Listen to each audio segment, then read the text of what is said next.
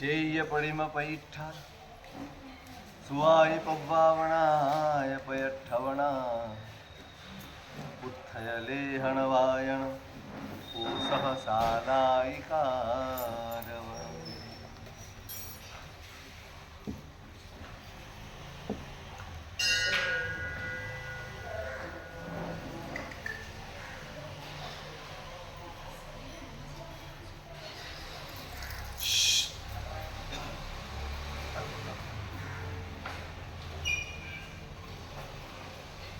પ્રભુ શાસનના મહાપુરુષોએ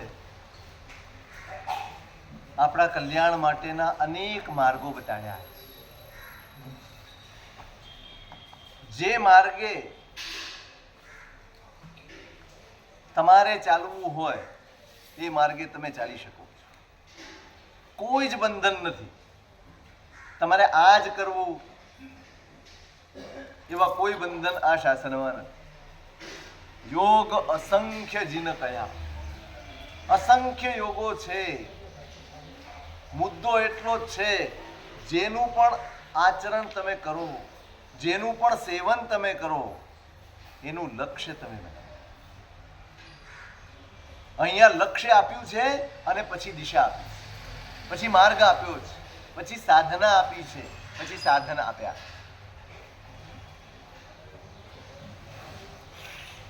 અનેક પ્રકારે તમારે તમારું કલ્યાણ સાધી શકાય. કોઈ એક પ્રકાર નથી. કોઈ આ કરે છે ને આ નથી કરતું, કોઈ પ્રશ્ન. અહીંયા જડતા નથી.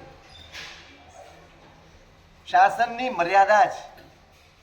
જે કોઈ પણ આવે એને સત્ય સમજાવવું.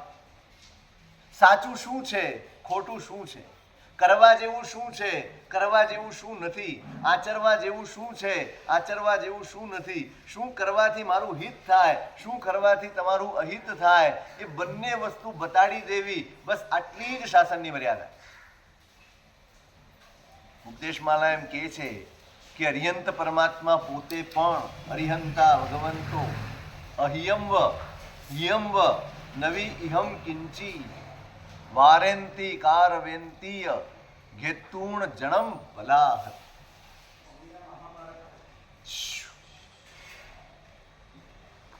સાક્ષાત તીર્થંકર પરમાત્મા પણ આ હિત છે ને આ અહિત છે આટલું કહીને વિરામ પામી જાય. તમે ખોટા રસ્તે જતા હો તો હાથ પકડીને ખેંચતા નથી અને સાચા રસ્તે ધક્કો મારીને મોકલતા. કોઈની સ્વતંત્રતા ઉપર તરાપ મારવી એ આ શાસનની મર્યાદામાં આવતું જ નથી. બહુ સમજવા જેવો મુદ્દો છે. દરેક વ્યક્તિ, દરેક આત્મા દરેક વખતે તૈયાર હોતો નથી.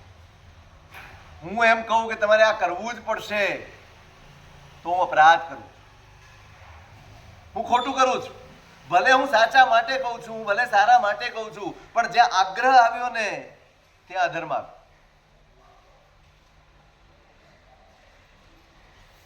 આગ્રહ ન ચાલે. આ શાસન અનાગ્રહનું શાસન છે, કદાગ્રહ મુક્તિનું શાસન છે. અહીંયા કોઈ બાબતનો કદાગ્રહ ક્યારેય ચાલી શકતો જ નથી. અહીંયા શ્રદ્ધાનું કામ છે, કદાગ્રહનું. શ્રદ્ધા એ જીદ નથી, શ્રદ્ધા એ કદાગ્રહ નથી, શ્રદ્ધા એ આગ્રહ નથી. શ્રદ્ધા તો ઉદારતા છે, શ્રદ્ધા એ સમજણ છે, શ્રદ્ધા એ વિવેક છે.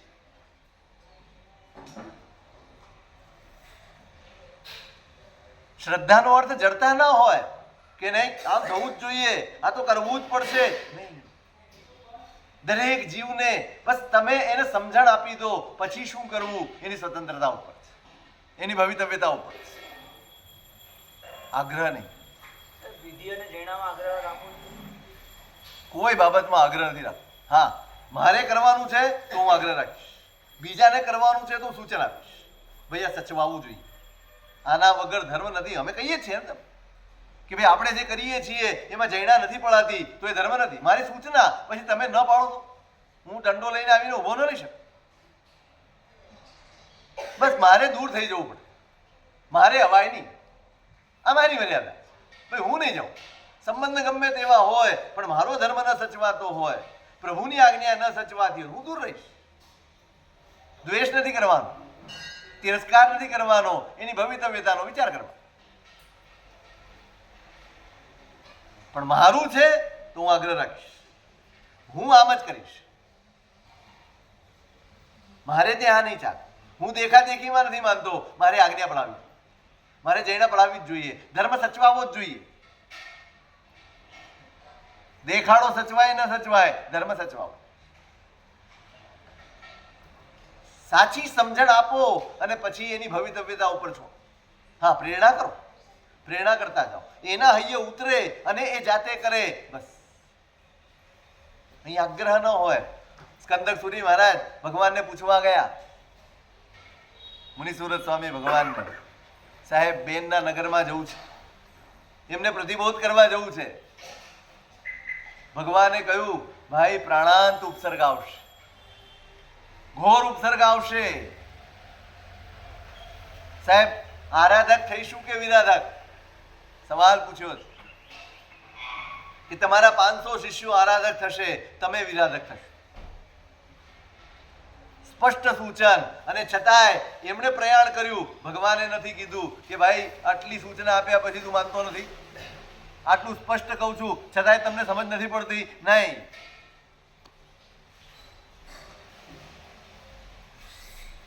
આ ભવ્યતા છે આ શાસન.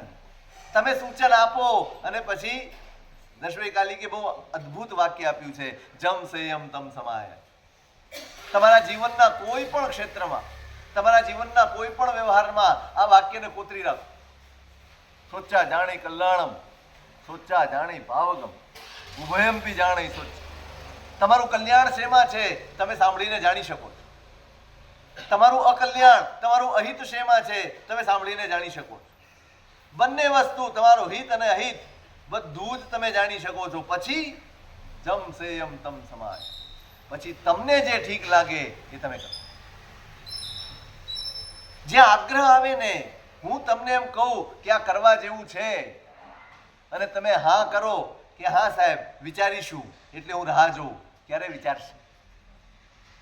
4 દિવસ થયા, 8 દિવસ થયા, 15 દિવસ થયા, હજી સુધી કહેવા નથી આવ્યો. મેં વાત કરી એટલે હું પૂછું, પેલી વાતનું શું થયું? સાહેબ વિચારીશું. એટલે થોડા દિવસ જાય ને એટલે મારા મનમાં દ્વેષ જાગી. જોયું, આપણે કીધું, મન ઉપર જ નથી લેતા. આ કઈ જાતના ટ્રસ્ટીઓ છે, આ કઈ જાતના શ્રાવકો છે, આ કઈ જાતનો સમાજ છે, આ કઈ જાતનો સંઘ છે. ભગવાને બહુ ચીવટ કરી, અદ્ભુત. જ્યારે પણ વિચારો ને ત્યારે હૈયું ભીનું થઈ જાય. ભગવાને કેટલી ચિંતા કરી. અનાદિકાળના સંસ્કારો છે કે મારું ધાર્યું થવું જોઈએ, બસ એ ધાર્યું થવું જોઈએ. એ અહંકારને તોડવા માટે આ આદેશ કર્યો છે. ભાઈ તારે માત્ર કહેવાનું છે, કરવાનું ન કરવાનું એના ઉપર છે. કહીને છૂટી જાઓ, કહીને છૂટી. નહીતર અહંકારથી પીડાયા કરશો, દુર્ધ્યાનથી પીડાયા કરશો, તમે ધર્મ હારી, તમે આત્માને હારી. કોઈ આગ્રહ નહીં, કોઈ કદાગ્રહ નહીં, કશું. મહાપુરુષો ઉપદેશ આપે અને બસ રમી જાય, પછી રાહ જુએ. મારી પણ ભવિતવ્યતા પાકવી જોઈએ, મારી પણ યોગ્યતા પાકવી જોઈએ ને, મારી પણ પાત્રતા વિકસિત થવી જોઈએ, તો જ હું આગળ વધી શકવાનું. જે જીવ યોગ્ય જ નથી, પાત્ર જ નથી, જેની ભવિતવ્યતા પાકી જ નથી, એને તમે નાખી દો.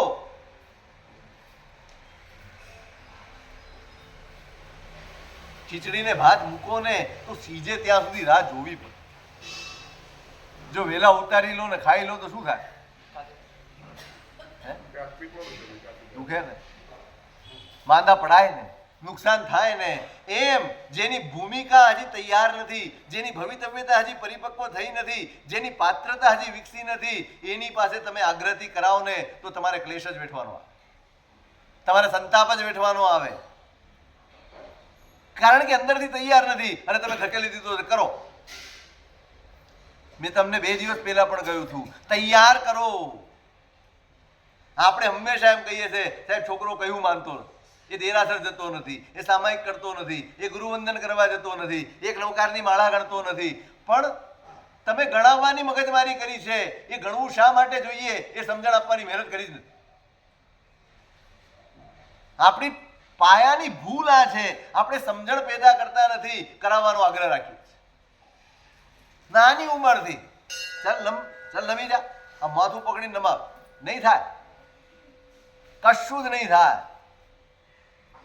તમે એકવાર એનામાં સમજણ નાખી દો, તમે એકવાર એની સમજણ ડેવલપ કરી આપો, પછી તમારે કહેવું નહીં પડે, એ સ્વયં કરશે. શિક્ષણનું નામ જ આ છે, કશું જ બહારથી નાખવું નહીં, અંદરથી. એજ્યુકેશન, સાહેબ હંમેશા કહેતા હોય, એજ્યુકેશન શબ્દ છે ઇંગ્લિશનો, એમાં એડ્યુકેટ એ ધાતુ છે. ધાતુ છે, એનો અર્થ શું થાય?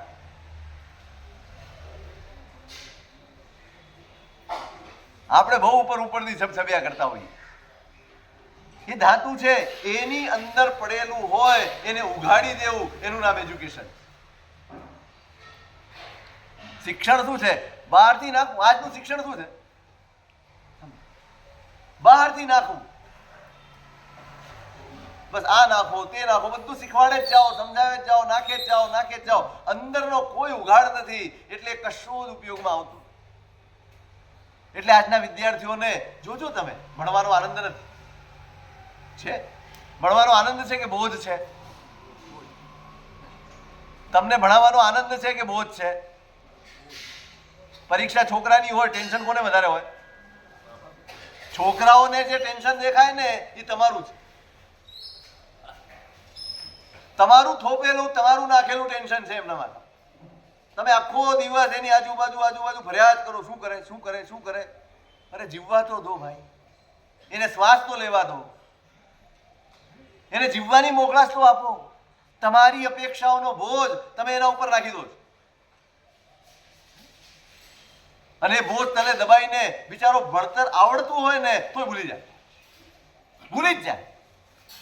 કોઈ પરીક્ષામાં બિચારો બેઠો હોય, એને સતત મગજમાં હેમરીમ થાય, મારી મમ્મી બેઠી છે, હમણાં બહાર જઈશ ને શું લખ્યું? અરે જાણે તમે પેપર બદલાવી નાખવાના છો. એ ઘરે જાય, ઘરે પહોંચે, શાંતિથી એને શ્વાસ ન લેવા દે કે હા ચલો એક પરીક્ષા પતી ગઈ, ચલો બેટા હવે જમવાનું છે, હવે રમવાનું છે, હવે શાંતિ. ના, શું લખ્યું, કયા, તમને એકે જવાબ આવડતા નથી, પણ પૂછ્યા કરો. એકે જવાબ તમને આવડતો નથી. એ જે લખીને આવ્યો હોય કે જે લખીને આવ્યો હોય, તમે પૂછીને સંતોષ, પેલો કહી દે કે આ બહુ સારું ગયું એટલે આ સારું. પછી છોકરાઓ સમજી ગયા છે, રિઝલ્ટ આવશે ત્યારે પડશે એવા દેવા છે, મૂકલે ભાઈ અત્યારે કહી દેવાનું બધું સારું છે, એટલે જીવ લેતા માટે.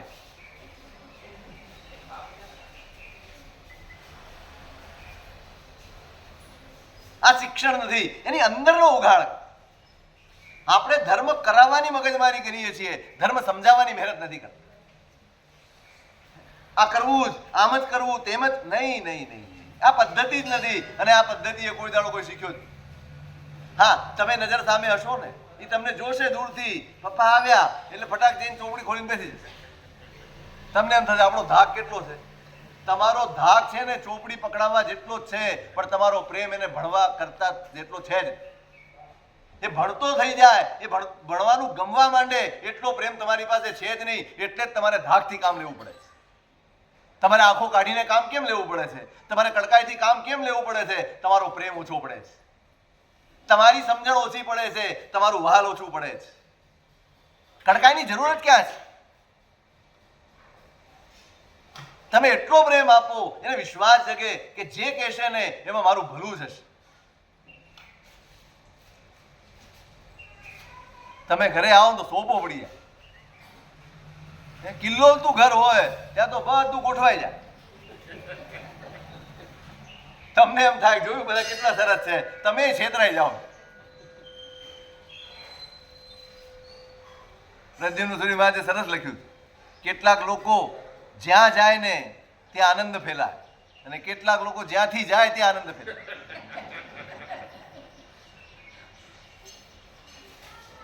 આપણે જાતે નક્કી કરી લેવાનું કઈ કેટેગરીમાં છીએ.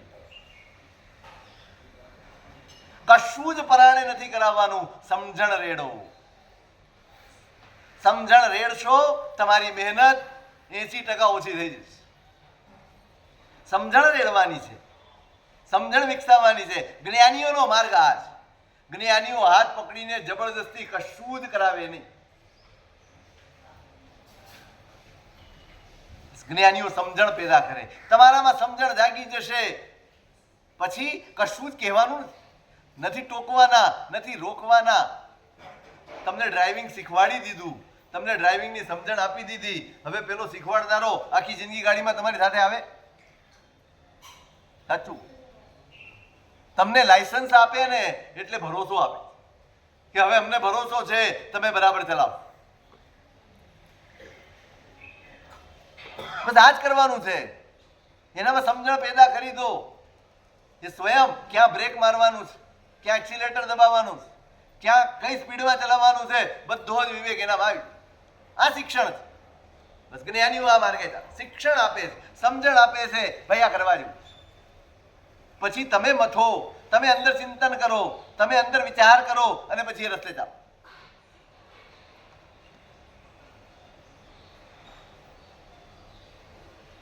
સાત કર્તવ્યો બતાડ્યા છે. બસ આ કરવા જેવા છે. તમારી કેટલી સંભાવનાઓ છે, તમે કેટલું કરી શકો છો, તમારે વિચાર પણ કરવાનું છે. સતત વિચાર કરજો, આ કરવું છે. આ જીવન કૃત્યો છે. ધર્મની સમજણ આવી છે, એનું પરિપાક ક્યાં દેખાય? તમને મળેલું પુણ્ય, તમને મળેલી સંપત્તિ, તમને મળેલી શક્તિ, તમને મળેલા સાધન, તમને મળેલી સામગ્રી, તમને મળેલા સંયોગો, આ બધાનો ઉપયોગ તમે શું કરો છો એના ઉપરથી નક્કી થાય ધર્મની સમજણ કેટલી આવી છે. આ દિશા સૂચન છે. ભાઈ તમને મળેલા સમય, સંયોગ, શક્તિ, સંપત્તિ, પુણ્ય, આ બધાનો ઉપયોગ આ રીતે કરીને તમે પુણ્યને સફળ પણ કરી શકો.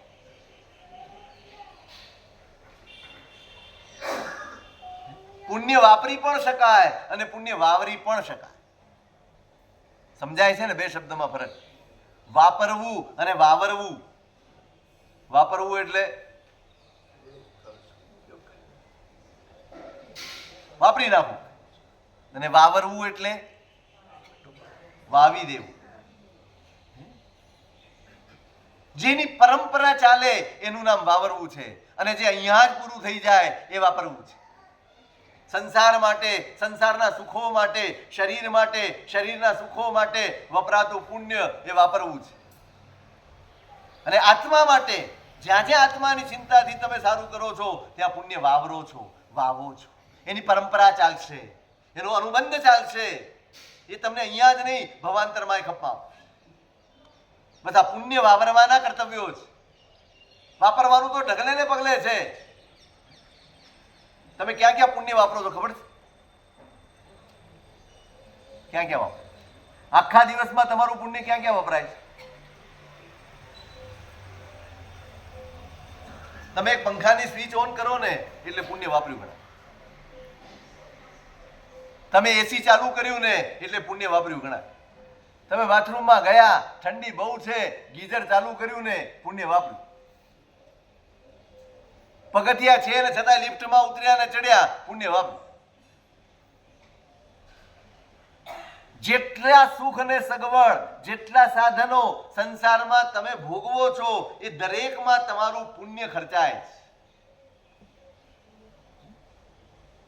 તમે ખિસ્સામાં બટવો લઈને, પર્સ લઈને મોલમાં જાઓ તો આવી રીતે વાપરો. જે રીતે પુણ્ય વાપરો છો એ રીતે પૈસા વાપરો. ઘણી બધી વસ્તુઓ ગમે, પૂછજો બહેનો કેટલો સંયમ રાખવો પડે એમને.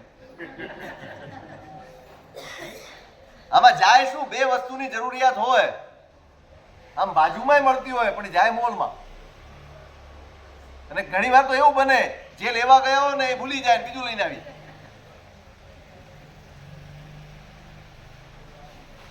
બને ને એવું? ત્યાં તમે એવું નહીં કરો કે બસ જવા દો, જવા દો, જવા. ખાલી થાય છે, તમને ખબર પડે પાકીટ ખાલી થઈ રહ્યું છે, કાર્ડ ઘસાઈ રહ્યું છે. આપણને સૌ ગમે આમ કાર્ડ ઘસાય રૂપિયા નીકળે, પણ એ કઈ કાર્ડ ઘસાવવાથી નથી નીકળતા, ત્યાં રૂપિયા છે માટે નીકળે. ક્યાં સુધી નીકળે? કાર્ડ ઘસાય ત્યાં સુધી કે રૂપિયા હોય ત્યાં સુધી? રૂપિયા ન હોય પછી કાર્ડ ઘસો તો સૂચના આવે બસ કે તમારું બેલેન્સ પૂરું થઈ ગયું.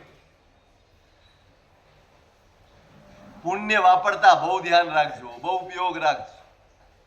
ક્ષણે ક્ષણે આમ ને આમ વગર જોઈતું પુણ્ય વાપર્યા કરો છો ને, ચિંતા કરજો. સિલક ખાલી થઈ રહી છે, સિલક ખાલી થઈ રહી છે. અહીંયા તમે વાવરો એના માર્ગ બતાડ્યા. 5 કર્તવ્યો આપણે જોયા.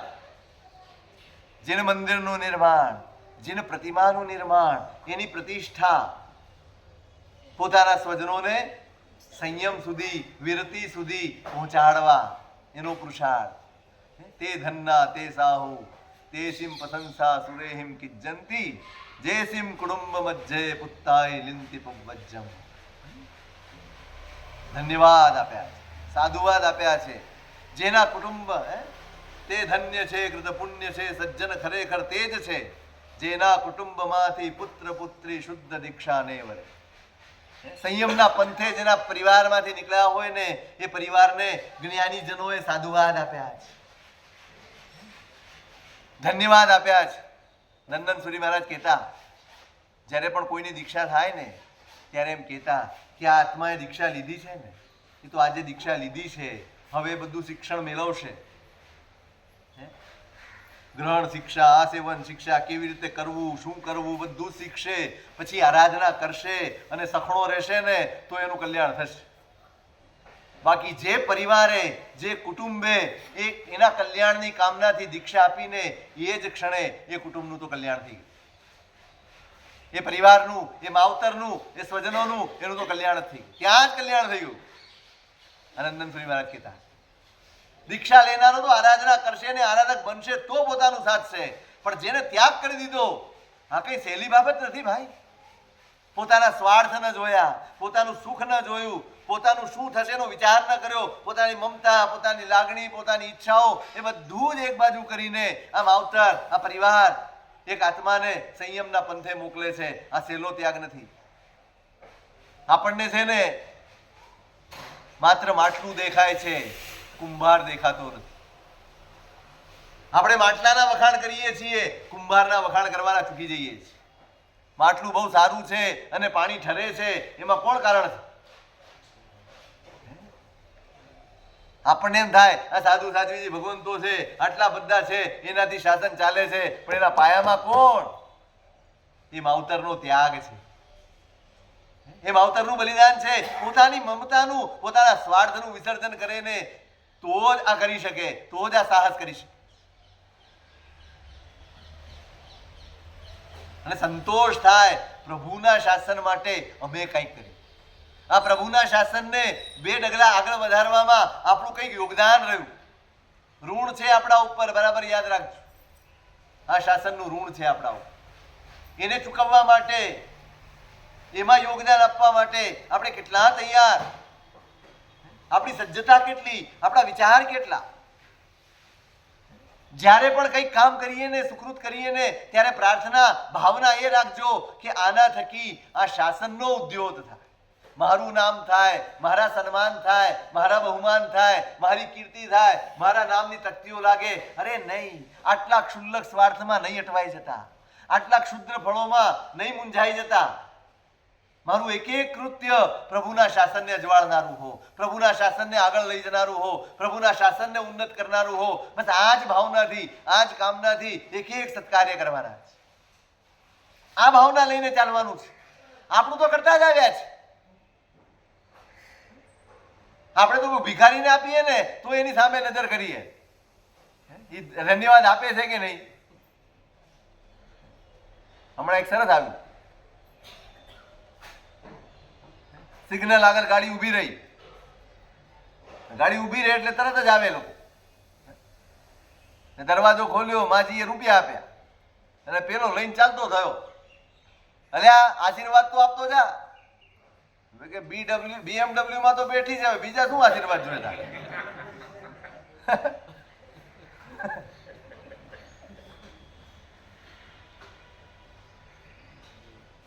આવી ક્ષુદ્ર મહત્વાકાંક્ષાઓ તો આપણે બધે જ રાખી છે. ક્ષુદ્રતામાંથી બહાર કાઢે ને એ ધર્મની સમજણ છે. વિચારજો, આપણે ક્ષુદ્રતામાં અટવાયા નથી ને, આપણે તકતીઓમાં અટવાયા નથી ને, આપણે આપણા માન સન્માનમાં અટવાયા નથી ને. અહીંયા જાહેરાત થતી હોય, બધાએ પૈસા લખાયા હોય અને કોઈ શરત ચૂકથી મારું નામ રહી ગયું અને ન બોલાયું હોય તો મારા મનમાં ક્લેશ તો જાગતો નથી ને. મારા મનમાં એવું તો નથી થતું ને જાણી જોઈને આ ટ્રસ્ટીઓ મારું નામ કાઢી નાખે, જાણી જોઈને નથી લખતા, તરત જ આવી જાય છે મનમાં. આ ક્ષુદ્રતા છે આપણી અને આ શાસનની ગરિમા નથી. આવા ક્ષુદ્ર લાભો, આવી ક્ષુદ્ર દ્રષ્ટિ એમાંથી બહાર નીકળતો. આપણું દરેક કૃત્ય, અરે મેં કર્યું, મેં શું કર્યું, શું કર્યું, આપણે શું કરી દીધું, આપણું યોગદાન શું?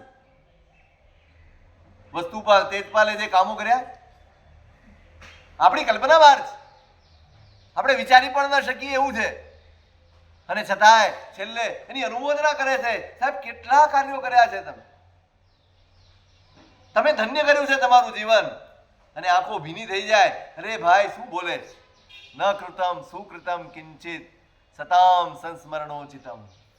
ભલા માણસ સજ્જન પુરુષો યાદ કરે ને એવું એકે સત્કાર્ય જીવનમાં કરી શક્યો. મનોરથૈક સારાણામ એવમેવ ગતમ વયઃ.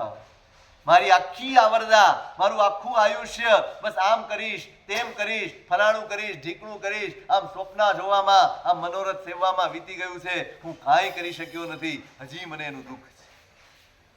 એના સુકૃત વાંચીએ ને તો હલી જવાય. પુણ્યને કેવી રીતે વાવરી શકાય, કેવી રીતે વાવી શકાય ને એનું શ્રેષ્ઠ ઉદાહરણ વસ્તુપાલ. ભાલની છાયા પડે, ડોક્ટર સાહેબ, ભાલની છાયા પડે ત્યાંથી નિદાન નીકળે એટલું પુણ્ય હતું એમ. આ વાસ્તવિક છે. એમના ભાલની છાયા જ્યાં પડી હોય ત્યાં ખોદો તો નિદાન નીકળે. સારું છે આપણને નથી મળ્યું, નવરાત નો પડી. કોક દાડો સૂરજ નો ઉગ્યો હોય તો આપણને દુઃખ થાય. આટલા પુણ્યના માલિક અને છતાંય આ જાગૃતિ છે, આ શાસન છે. હું કાંઈ કરી શક્યો નથી. ક્ષુદ્રતામાંથી બહાર આવો, ક્ષુલ્લકતામાંથી બહાર આવો. બસ મારું પ્રદાન, મારું નાનકડું પણ યોગદાન, બસ શાસનના અજવાળામાં કંઈક ઉમેરો. હું કંઈ અજવાળી શકવાનો નથી, એકલો કંઈ શાસનને કરી શકવાનો નથી, પણ મારું જે કંઈ પણ યોગદાન હોય, પેલા ભીમા કુંડલિયા જેવું, બસ એને યાદ કરજો. એક સાત ધર્મ, ભાઈ આ શત્રુંજયનો ઉદ્ધાર કરવો એ તો આપણા ગજાભારની નહીં, વિચાર ભારની વાત. બહાર મંત્રીને કહે છે મારું કાંઈ લેશો સાહેબ? એના દેદાર જુઓ તમે, તેલ ને ઘીથી ચીકણા કપડા છે, દેદારના કોઈ ઠેકાણા નથી, કોઈ હેસિયત નથી. ભાઈ તારે શું આપવું છે? પણ મહાજન કોને કહેવાય? બહારના કપડાને વેશ જોઈને આદરમાન આપે ને એ મહાજન નો હોય, વાણિયો હોય. મહાજન તો જે કોઈ આવે આ ગાદી ઉપર બેઠા પછી એના માટે ગરીબ હોય તોય અને તવંગર હોય તોય બધા ઉપર સમાન દ્રષ્ટિ હોય, સમાન વાત્સલ્ય હોય, સમાન પ્રેમ હોય, એનું નામ મહાજન છે. ટ્રસ્ટી બધા થઈ શકે, મહાજન થવું બધાના બસની વાત નથી. ટ્રસ્ટી એ પદ છે પણ મહાજન એ ગૌરવ છે. પદ મળી શકે, ગૌરવ ન સચવાઈ શકે. આવો ભાઈ શું કરવું છે તારે? મારી આ મૂડી છે, આખી જીવન મૂડી આ જ, આટલું જ કમાવું છું અને આનાથી જ ઘર ચાલે. આ 7 દ્રહ્મ કમાઈને ઘરે જઈશ ને ત્યારે રોટલા ભેગો થઈ.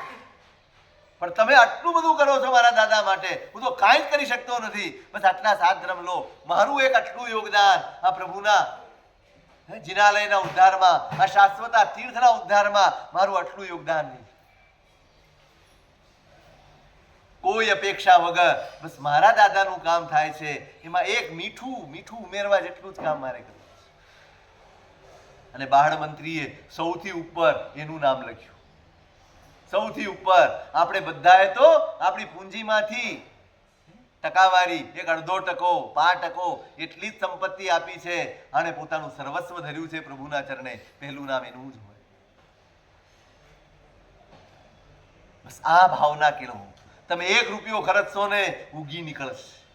બસ આવા જ રૂપિયા આ શાસનને આગળ વધારશે. જેમાં અહંકારની ગંધ છે, જેમાં દેખાદેખીની ગંધ છે, એ લાખો કે કરોડો રૂપિયા પણ આ શાસનને અજવાળી નહીં શકે. પણ જેમાં સમર્પણનો ભાવ છે, જેમાં ત્યાગનો ભાવ છે, જેમાં શાસન પ્રત્યેનો અહોભાવ છે, એવો 1 રૂપિયો પણ આ શાસનને આગળ લઈ જશે, એવી એક ક્રિયા પણ, એવી એક ચેષ્ટા પણ આ શાસનને અજવાળવામાં સહાયક બનશે. તમારા રૂપિયાની સંખ્યા એ મહત્વની નથી, તમારા હૃદયનો ભાવ એ બહુ મહત્વનો છે. આપણે હંમેશા બોલતા હોઈએ છીએ ભગવાન ભાવનો ભૂખ્યો છે. આ લોકોક્તિ છે, આ લોકોક્તિ છે, ભગવાન ભાવનો ભૂખ્યો છે.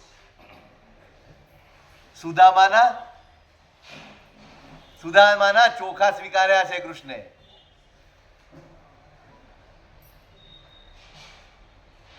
આ ભગવાન આટલું કરજો, શાસનને સમર્પિત. હું શાસનને સમર્પિત છું એટલે મારું બધું જ શાસનને સમર્પિત છે. મારા માન, મારા સન્માન નહીં, ઊભા નહીં થતા. ના પાડજો, બાધા લઈ લેજો. નથી જોઈતા બહુમાન, નથી જોઈતા સન્માન. આમ પણ અહંકારમાંથી બહાર નીકળી શકાતું નથી. નાની નાની વાતે ઊંચા થઈ જવાય છે, કોલર ઊંચી થઈ જાય છે, બહાર નીકળીને નજર કરાય. કોણે જોયું, કોણે જાણ્યું, કોણે કીધું, રાહ જોતો હોય છે. કોના ફોન આવ્યા. આપણો કરેલો ધર્મ, આપણો કરેલો ત્યાગ આટલી વૃત્તિથી ધોવાઈ જાય.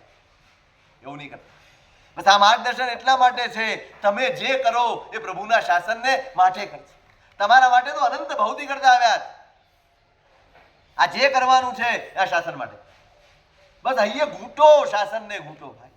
એના થકી છીએ, એના થકી જ બધું જ્ઞાન છે, એના થકી જ સમજણ છે, એના થકી જ અટકીએ છીએ પાપ.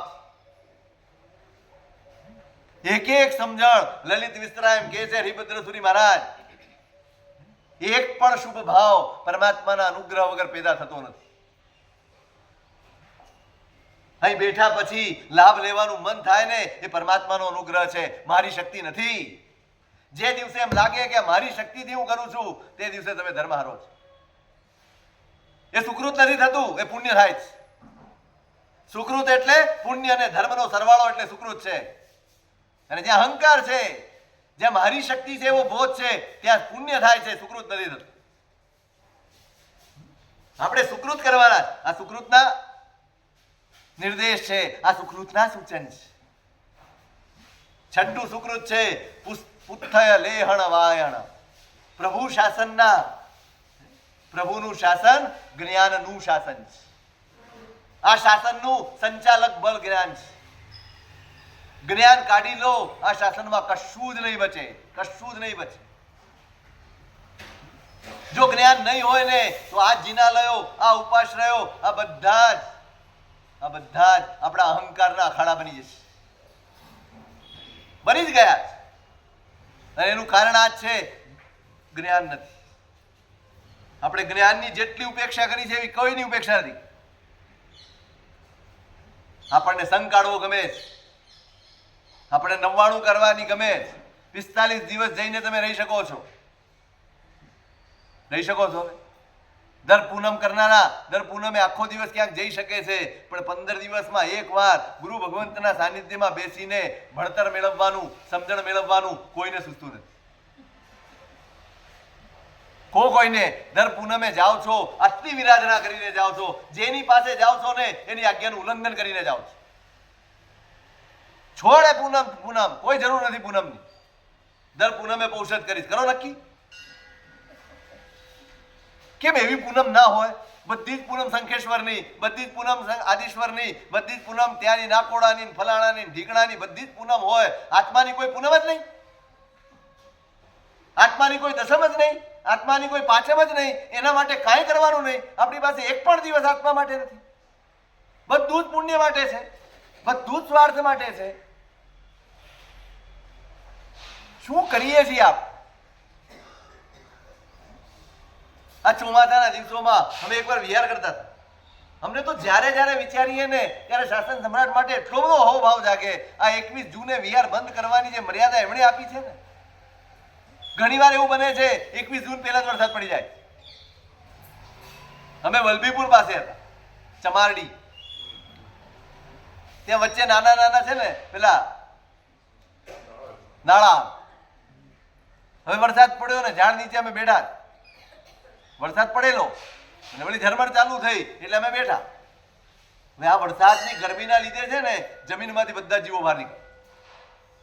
એટલા બધા દેડકા બહાર નીકળ્યા, એટલા બધા, નાના નાના નાના નાના. એને શું, એને ક્યાં ખબર છે હું ક્યાં ચાલું છું, શું કરું. અને ગાડીઓ નીકળે, અરે રે રે, એ બેઠા એટલી વારમાં તો કમકમાટી આવી ગઈ. ઓહો, ખાંચ ખાંચ ખાંચ ખાંચ. બધા જ પંચેન્દ્રિય જીવોની ભયંકર વિરાધના. આ તમે પૂનમ કરવા જાઓ છો ને વરસાદમાં, આ કરીને આવો. લાખોની બોલી બોલીને પ્રક્ષાલ કરી દેવા, એમાં અહંકાર પોસાય છે, આજ્ઞા સચવાતી નથી. અને જેમાં આજ્ઞા નથી સચવાતી એ ધર્મ નથી. આ વિરાધના, પંચેન્દ્રિય જીવોની વિરાધના થાય અને આપણને કાંઈ ન થાય. આ જ્ઞાન છે. આ જ્ઞાન નથી ને એના પરિપાક છે. આ બધા શેની પૂનમ, શેની દસમ, કોની આરાધના કરો છો? આ પ્રભુ પાસે પણ એટલે જવાનું છે, આત્માની પાસે જઈ શકાય, આત્માની નજીક પહોંચી શકાય માટે પ્રભુ છે. શેના માટે આ પ્રતિમાઓ છે? તમારી યશનાઓ પૂરી કરવા માટે, તમારી લાલસાઓ પૂરી કરવા માટે, તમારી ઈચ્છાઓ પૂરી કરવા માટે. એટલે આ ભગવાન છે. શેના માટે છે આ ભગવાન? અને કેવો હલકો ઉપયોગ કરીએ છીએ આ પરમાત્માનો આપણે. કેટલો કેટલો ડિવેલ્યુએશન છે આ મારા ભગવાનનું.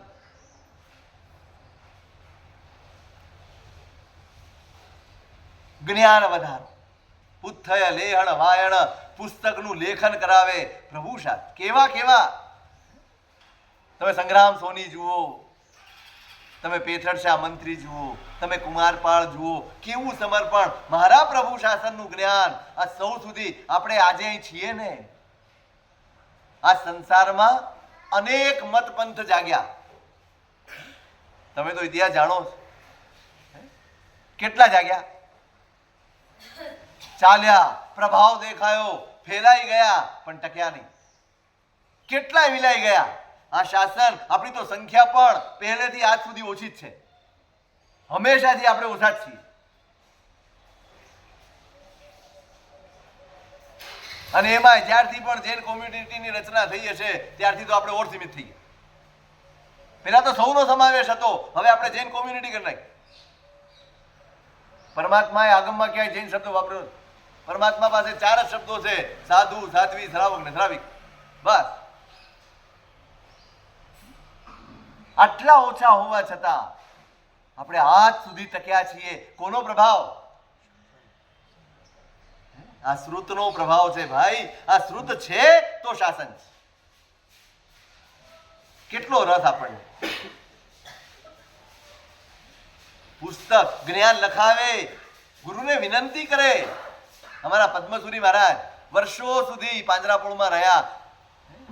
રોગ હતો, શું કહેવાય રોગને? જે ખાઓ ને બધું જ બળી જાય. પાણી ગમે તેટલું પીવો બળી જાય, ઘણો આખો પી જાય, પણ થોડી વારમાં પાછું એ જ. આટલો ભયાનક રોગ. આખો દિવસ શું કરવાનું? તમે સમજો, દિવસે તો ધારો એટલું પાણી પી લો, પણ સૂર્યાસ્ત પછી એ તરસ લાગી હોય, એ ઉનાળાના દિવસો હોય, અંદરથી તરસ લાગી હોય, બેચેની થતી હોય, શું કરે આખી રાત?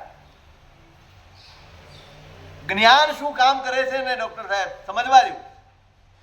આખી રાત તરસ ભૂલી જાય, ભૂખ ભૂલી જાય, શરીરના દુઃખ ભૂલી જાય, આખી રાત રચનાઓ કરે.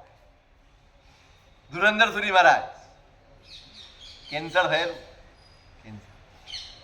એમની ક્ષમતા જેણે પણ જોયા હશે. આપણે તો એવા ભાગ્યશાળી નથી કે એમના દર્શન પણ થઈ શક્યા, નથી જોયા આપણે. પણ જેની પણ પાસે સાંભળો ને, આટલું તે જમાનામાં તો અસાધ્ય હતું કેન્સર. આજે તમારી પાસે અઢળક દવાઓ છે ને અઢળક ઉપાયો. આટલી મોટી ગાંઠ, કેવી વેદના થાય, આખી રાત ઊંઘ ના આવે. એક દાડો તો કોક આવી ગયો તો ઊંઠ વેદ, હું મટાડી દઉં. મારા સાહેબે ના પાડી, ભાઈ કાંઈ મટાડવું નથી, બધું બરાબર જ. ભક્તો છે ને, ભક્તો બહુ નુકસાન કરે. શ્રાવક સમજવું હોય, ભક્ત જિદ્દી હોય. નહીં સાહેબ કરાવવું જ પડશે, નહીં સાહેબ આમ કરવું, ભલે ચાલ, મારી ગયો પટ્ટો. અને સવારમાં ખોલી નાખજો એમ કીધું હતું. સવારનો સમય થયો અને પટ્ટો ખોલ્યો ને, એ પટ્ટાની સાથે જ આખી ચામડી નીકળી. સાહેબને પૂછ્યું, સાહેબ આખી રાત કેવી રીતે? અરે લાખો લાલ કીડીઓ ચટકા ભરે ને એટલી વેદના થઈ છે, પણ આખી રાતમાં એક પણ સાધુને કોઈને જગાડ્યા સુદ્ધા નથી. શું કરે તમે જોજો, આજે તો કેસરિયાજીમાં પેલું નથી, બાકી દિવાલો ઉપર શ્લોકો લખેલા તમને મળે. આખી રાત એ મહાપુરુષ શ્લોકો લખતા. જ્ઞાન સમાધિ આપે, બીજું કોઈ તમારી ટીવી તમારા મોબાઈલ એ કોઈ તમને સમાધિ નહીં આપે, જ્ઞાન જ સમાધિ આપશે. આ એકમાત્ર સાધન છે, અદ્ભુત સાધન છે. જેને જચી ગયું, જેને ભાવી ગયું, જેને ફાવી ગયું એને સમાધિ મળી. જ્યાં પણ જ્ઞાનનું કામ હોય, જેટલું પણ જ્ઞાનનું કામ હોય, ઉત્સાહ દેખાડજો, જોડાજો, મને લાભ આપો. હવે આ પ્રાકૃતનું પુસ્તક કોણ વાંચે સાહેબ? તમે નહીં વાંચો, પણ આ પેઢી આના ઉપર તો ચાલે છે. આ શાસન આના ઉપર તો ચાલે છે. આના શબ્દોના ટેકે ટેકે આ પાટ ઉપર બેસીને હું પાડું, હું મારું બોલું છું. આ તો અહંકાર છે કે હું બોલું છું. હું શું બોલું? આપણી હેસિયત શું? આપણી પાસે છે શું? આપણી પોતાની મૂડી છે જ નહીં. આપણે બોલી શકીએ એવું છે જ નહીં. આ જે કંઈ છે એ મહાપુરુષોનું છે. એ જ બોલે છે, એ જ બોલાવે છે, એ જ કહે છે. એમના જ આ શબ્દો છે, એમની જ આ વાતો છે. તમે પણ શ્રોતા છો અને હું પણ શ્રોતા છું.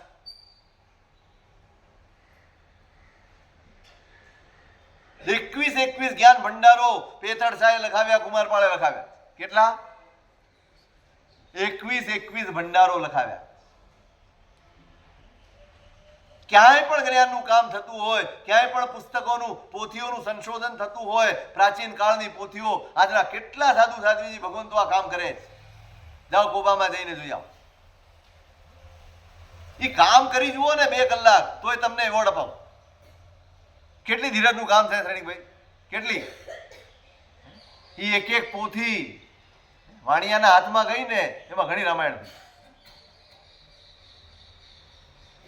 ચોંટી ગયા, એને ખોલવાની હોય એટલી બધી ધીરજ માંગે, એટલી બધી મહેનત માંગે, પણ બહુમાન હોય ને તો જ એ કામ થાય. અને એના માટે પૈસા પણ એટલા જોઈએ.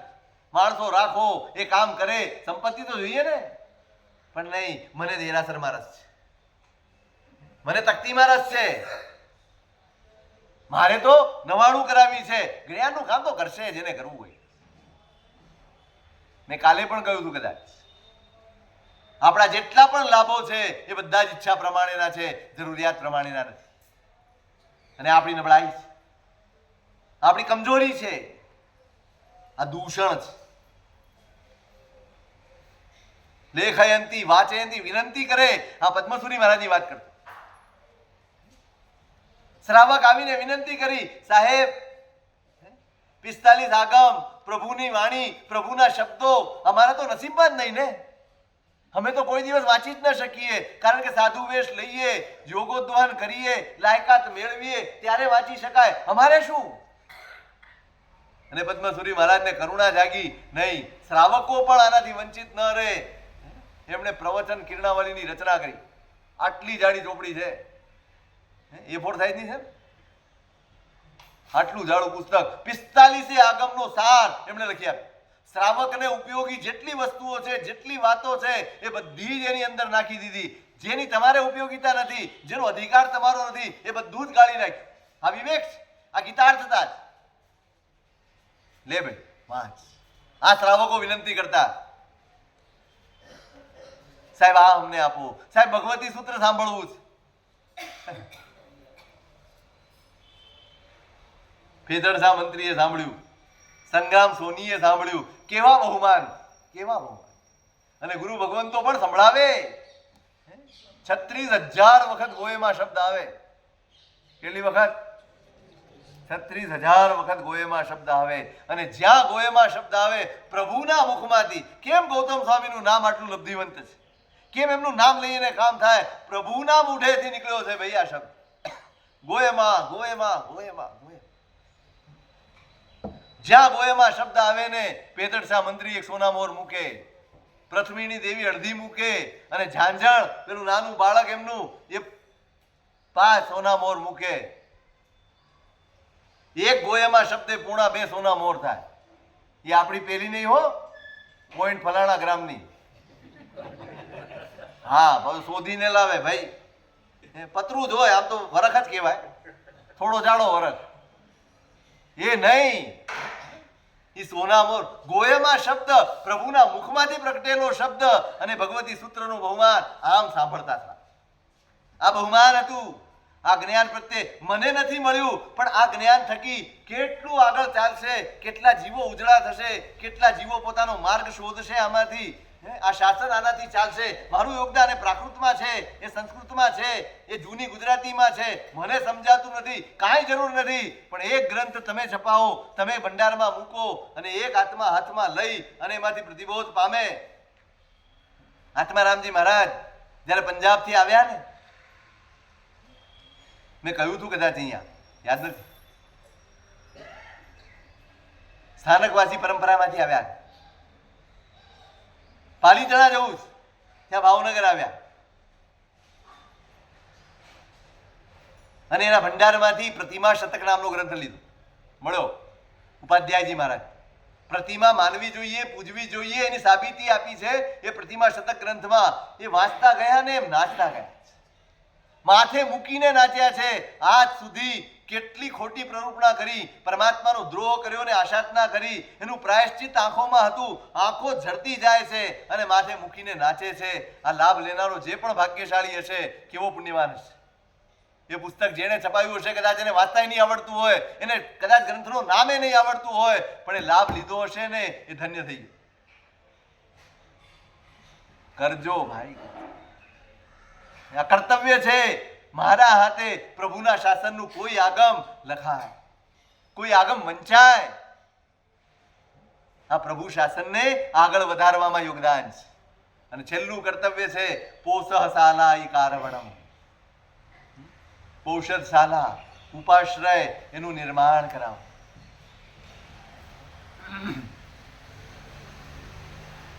જ્યાં આરાધક આવીને આરાધના કરશે, પોતાના ચિત્તની શુદ્ધિ કરશે, પોતાના આત્માની શુદ્ધિ કરશે, ધર્મમાં સ્થિરતા મેળવશે, થોડો વખત સંસારમાંથી વિરત થઈને અટકીને અહીંયા આવીને આરાધના કરશે, એવું સ્થાન, એનો લાભ મને મળે. ગુરુ ભગવંતો આવે, કેટલાય તપ કરતા હોય, જ્ઞાનની આરાધના કરતા હોય, ચારિત્રની ઉપાસના કરતા હોય, કેટલા પ્રકારે આરાધના સાધના કરતા હોય. એ દરેક ક્ષણે તમને લાભ થાય છે. તમે ગમે ત્યાં બેઠા હો દુનિયાના કોના ઉપર, પણ તમે લાભ લીધો છે અને ત્યાં આવીને જેટલી પણ આરાધના થાય એનો છઠ્ઠો હિસ્સો તમને મળે. આટલું તો વ્યાજ તમને કોઈ નથી આપતું. આપે કેવા અદભુત કર્તવ્યો છે શ્રાવકના, આપણે અટવાઈ ગયા છીએ. આપણા વિચારોમાં અટવાઈ ગયા, આપણી સમજણમાં અટવાઈ ગયા. આપણને જેટલી ખબર પડે એટલું કરવાનું, બાકી ધ્યાન જ નહીં આપવા. બરાબર ગોખી રાખજો, માત્ર જિનાલયોથી, માત્ર જીન પ્રતિમાઓથી આ શાસન નહીં ચાલે. બધા જ ક્ષેત્રો ઉપર શ્રાવક કોનું નામ, સાતે ક્ષેત્ર ઉપર કોનો અધિકાર છે, કોણ સાચવશે? જીન મંદિર કોણ સાચવશે? જીન પ્રતિમા કોણ સાચવશે? જીન આગમ કોણ સાચવશે? સાધુને કોણ સાચવશે? સાધ્વીને કોણ સાચવશે? શ્રાવકને કોણ સાચવશે? અને શ્રાવિકાને કોણ સાચવશે? સાતે ક્ષેત્રની જવાબદારી તમારી છે. કેવો ઉલ્લાસ, કેવો અહોભાવ હોવો જોઈએ અહીંયામાં. આ જવાબદારી છે મારી શક્તિ પ્રમાણે પણ કરવાનું. પોષશાલા ઈ કારવણમ. પેલા લલ્લિક શ્રાવક ખંભાતના, એ જમાનામાં એને મન થયું કે મારે પૌષદશાલા કરાવી. ખંભાતમાં ક્યાંય જગ્યા જ નહીં. 84 ગચ્છના 84 ઉપાશ્રય હતા. ધમ ધોકાર, આમ ધર્મની નગરી, વસ્તુપાલ તેજપાલનું તો વ્યાપારનું મથક હતું ખંભાત. હવે છેલ્લું કામ થઈ ગયું. કાળ છે, સમય છે, ઘસારો બધે જ પહોંચે. પેલાને મન થયું ક્યાંય જગ્યા નથી મળી તો ગામની બહાર, પેલા ગામને દરવાજાઓ રહેતા, સાંજ પડે અમુક ટાઈમ થાય ને એટલે દરવાજો બંધ થઈ અને ભવ્ય ઉપાશ્રય બાંધ્યો. ભવ્ય હાથી દાંતની કોતરણી કરાવી, એટલો બધો ખર્ચો કર્યો. કોઈ કે પૂછ્યું ગાંડા, ગામમાં હોય તો બરોબર છે, કોઈક આવે ખરું, આ ગામની બહાર એક તો બનાવે, અને એ બી નગરના કોર્ટની બહાર. કોણ ત્યાં તારો આવશે ત્યાં આરાધના કરવાની બેસવા? એને એમ કીધું ખાલી કે કોઈક દિવસ પોટલિયાઓ નીકળે સાયકલ ઉપર પોતાનો વેપાર કરવા માટે બીજે ગામ જાય, અને એને ધર્મી જીવ હોય, વ્યાપાર કરે પણ ધર્મ હૈયે વસેલો હોય. 2 મિનિટ વધારે લઈશું તમારે. એ જઈને બીજે ગામેથી વ્યાપાર કરીને સાંજે પાછું આવતો હોય, અને એને મોડું થઈ જાય, અને એને પ્રતિક્રમણનો નિયમ હોય, સામાયિકનો નિયમ હોય, અને એ ઉતરી જાય ત્યાં ને ત્યાં, કદાચ નરદર્ગના દરવાજા બંધ થઈ ગયા હોય અને એને વિસામાની જરૂર હોય, અને ઉપાશ્રયમાં આવશે અને ખાલી એક સામાયિક કરશે ને, મારું આ બધું જ લેખે છે, આ બધું જ મારું લેખે છે ભાઈ. મને મોટા અરમાનો નથી, પણ એક જીવ, એક આત્મા અહીંયા બેસીને થાકોડો ખાઈ અને ત્યાં સામાયિકનું કટાસણું પાથરીને કરેબી ભંતે ઉચ્ચરશે. એ 2 ઘડી સુધી સાવધ્ય વ્યાપારથી દૂર રહેશે, નિષ્કામ વૃત્તિથી, નિષ્પાપ વૃત્તિથી એ 2 ઘડીનો સમય એ ઉપાશ્રયમાં કાઢશે ને, મારી સગળીય સંપત્તિ લેખે લાગી ગઈ છે. મને બીજી કોઈ અપેક્ષા નથી આની પાસે. બહુ જ મોટા લાભ છે ભાઈ. હવે આપણે આ ઉપાશ્રય, પેલા તો પૌષદશાળાઓ જ હતી, શ્રાવકના ઘરમાં જ હતી. શ્રાવક પોતાની આરાધના માટેનું એક કક્ષ રાખતો. ક્યાં આરાધના કરવાની? તમારા ડ્રોઈંગ રૂમમાં, તમારા ડ્રેસિંગ રૂમમાં ક્યાં કરવાની? અને ત્યાં કરો એટલે આખો દિવસ કોણ આવ્યું, કોણ ગયું, ને શું થયું, શું નહીં, આ બધામાંથી નિવૃત્ત થઈને પૌષદશાળામાં કરતો. અને સાધુ આવે ને, સાધુ વિહાર કરતા આવે, પેલાનો જવાનો હોય તો તૈયાર જ હોય બધું અમારામાં.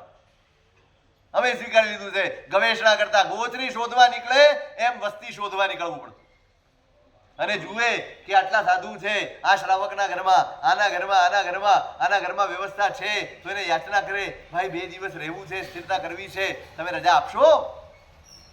અને શ્રાવક હોશે હોશે, સાહેબ પધારો. ખાલી વસ્તીનું દાન આપે ને, એમાં તો અન્ન, વસ્ત્ર, પાત્ર બધું આપ્યાનો લાભ મળે. ખાલી વસ્તી આપી હોય તો. શય્યાતર શબ્દ વાપર્યો છે. શય્યાતર, વસતી આપીને પોતાનું કલ્યાણ કરી દે, પોતે તરી જાય, એનું નામ શય્યાતર. હવે એ વ્યવસ્થા નથી રહી. દેશ કાળ સમય બધું બદલાયું. તમારે રહેવાના પૂરા ઘર નથી, ટૂંકા પડે.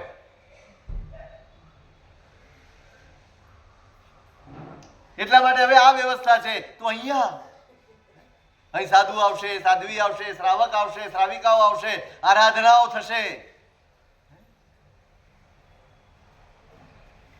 આ સંઘ આરાધના કરશે, પ્રભુનો સંઘ આરાધના કરશે, પોતાના આત્મકલ્યાણને સાધશે. એટલા માટેનો લાભ લેવા, એટલા માટે એમાં યોગદાન આપવાનું છે.